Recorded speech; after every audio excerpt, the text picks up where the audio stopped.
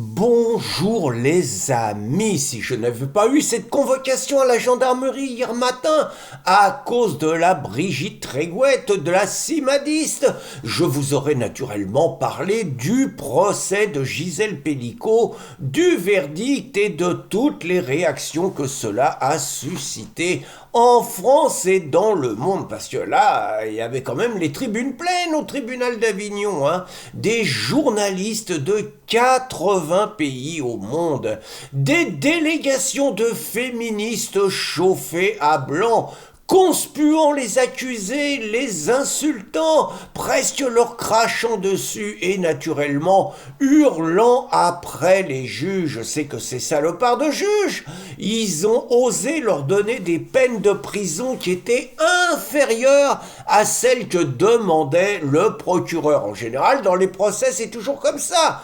En général, même, je pourrais ajouter que la gauche, quand on lui parle de prison, nous raconte que la prison, c'est pas la solution, qu'il faut faire de la prévention, des solutions de substitution, des aménagements de peine. Là, rien de tout ça. Hein. Il y a des mecs qui ont pris 13 ans, alors que le proc, il avait demandé 16. Ils ont insulté les juges, la gauche et les féministes. Il y a même un avocat le seul mec qui a été relâché d'ailleurs, parce que le mec avait déjà fait de la préventive, hein.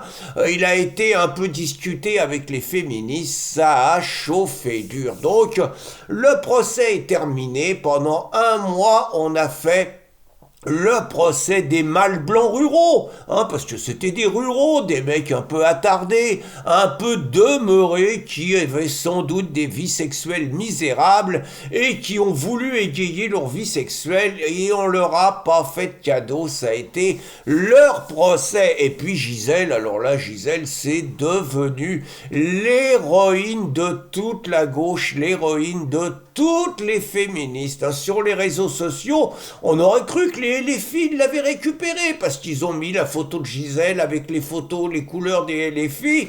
On se demande si elle va pas venir dans les universités d'été des les filles.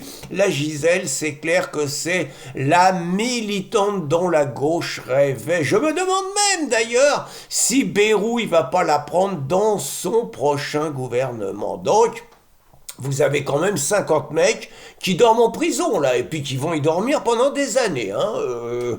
Pas de problème, tout le monde exulte, tout le monde est content. Le crime a été puni. Et pourtant, je vais vous dire mon ressenti, mon malaise sur l'instrumentalisation. Je n'ai rien contre Gisèle Pelicot. Ce que je pense du personnage n'a pas d'importance par rapport à la démonstration que j'entends faire. Parce que moi, les luttes contre les viols, j'ai pas besoin d'être un mec, de ne pas être une nana pour avoir déjà un tout petit peu dénoncé ça et un peu milité contre ça. Je me rappelle d'ailleurs, c'était en 2002. Alors en 2002, il y avait une femme que je suis sûr peu de monde connaissent, qui s'appelait Samira Bellil. Donc Samira Bellil, en 2002, je crois qu'elle devait avoir à peu près 21 ans, et elle avait fait un livre qui s'intitulait Dans l'enfer des tournantes. Elle décrivait son premier viol à l'âge de 13 ans, elle décrivait son deuxième viol à l'âge de 16 ans et d'autres viols qu'elle avait subis.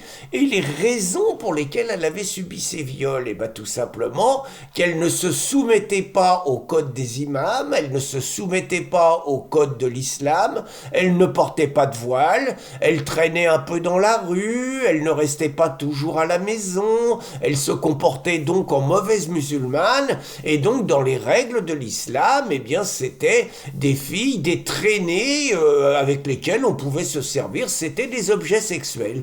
Et donc Samira Bellil, en 2002, avait dénoncé ce scandale. Le moins qu'on puisse dire, et que, mis à part des féministes avec lesquelles je travaillais à l'époque, comme Anne Zelensky ou Annie Sugier, Anne Zelensky, présidente de la Ligue du droit des femmes, et Annie Sugier, présidente de la Ligue internationale du droit des femmes, mis à part ces deux féministes, les autres féministes gauchistes étaient aux abonnés absentes.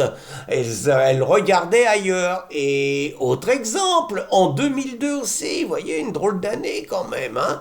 En 2002, vous avez eu pour la première fois une jeune fille de 17 ans qui a été brûlée vive dans un local de poubelle. Vous voyez la symbolique quand même. Hein. Brûlée vive dans un local de poubelle à 17 ans. Donc, Sohan Benziane, son assassin qui devait s'appeler Bachar, je ne sais plus, un nom comme ça, je vous le remettrai, hein, avait 19 ans. Et il avait décrété que Samira, qui refusait ses avances, que Sohan, qui refusait ses avances, était interdite de séjour dans sa cité tant qu'elle n'aurait pas répondu à ses avances. Donc, Sohan était quand même une jeune fille libre, 17 ans, qui pareil refusait de se soumettre au code archaïque qu'on voulait lui imposer. Elle n'était pas voilée non plus, elle entendait vivre à la française, à l'européenne, et puis sortir avec les gens avec qui elle avait envie de sortir. Et donc elle avait décidé de braver l'interdit. Eh bien, elle est tombée dans un guet-apens avec des veilleurs et tout, et puis pour la châtié de son audace d'avoir eu le toupet de lui résister, eh bien la racaille, tout simplement, la racaille avait mis le feu à la gamine qui était morte brûlée vive dans un local de poubelle.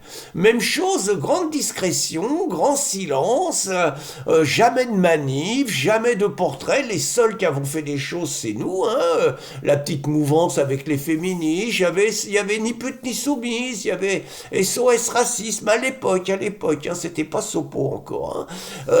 Il y avait même lutte ouvrière faisait des choses, mais sinon les grandes féministes de gauche, les féministes trotskistes, totalement aux abonnés absents. Donc je résume. Hein. Gisèle Pellicot, on met le paquet, victime de viol, 50 salopards, des dizaines d'années de prison, champagne, on a gagné, salaud, les mecs et tout.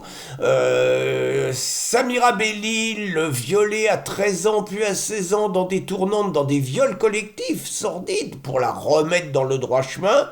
Chut, silence. Sohan Benziane brûlé vif pour avoir tenu tête à un petit caïd, silence.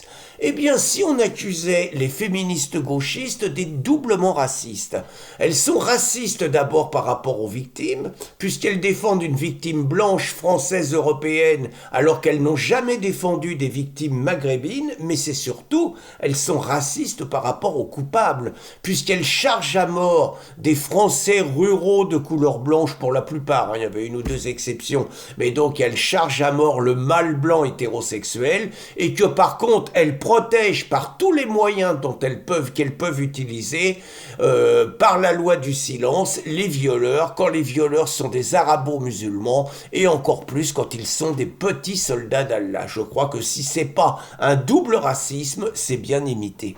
Bonne journée les amis.